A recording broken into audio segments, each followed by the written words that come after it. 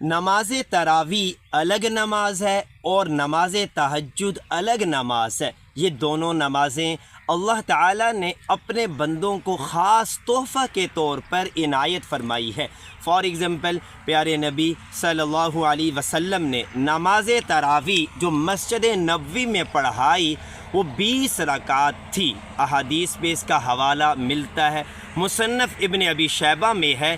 مفہوم ہے کہ پیارے نبی صلی اللہ علیہ وسلم نے صحابہ کرام کو 20 رکعت نماز تراویح رمضان المبارک میں پڑھائی۔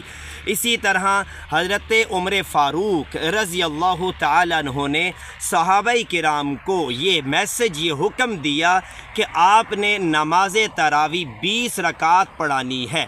ابی ابن کعب رضی اللہ تعالیٰ عنہ کو یہ حکم دیا گیا تھا۔ سب کے سب صحابہ نے اس عمل کی خوب تعریف کی اور صحابہ نے اس بات پر اتفاق اور اجماع بھی کیا ہے۔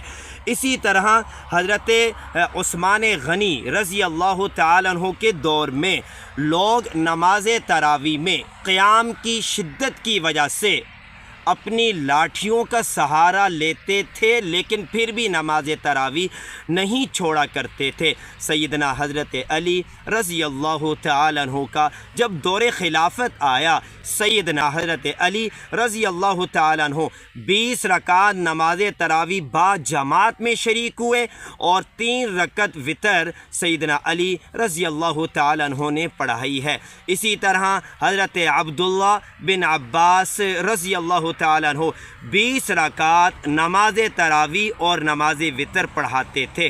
اسی طرح حضرت عبداللہ بن مسعود رضی اللہ تعالیٰ عنہ 20 رکعت نماز تراویح پڑھاتے تھے۔ تو معلوم یہ ہوا کہ نماز تراویح الگ نماز ہے اور نماز تہجد الگ نماز ہے۔ نماز تہجد کی 8 رکعت ہیں اور 3 رکعت نماز وتر کے ہوتے ہیں جو سال بھر پڑھی جاتی ہے۔ نماز تراویح 20 رکعت ہے جو رمضان المبارک میں عشاء کی نماز کے بعد پڑھی جاتی ہے۔ اللہ تعالی ہمیں اس نماز تراویح کا خوب اہتمام کرنے کی ہم سب کو توفیق عطا فرمائے۔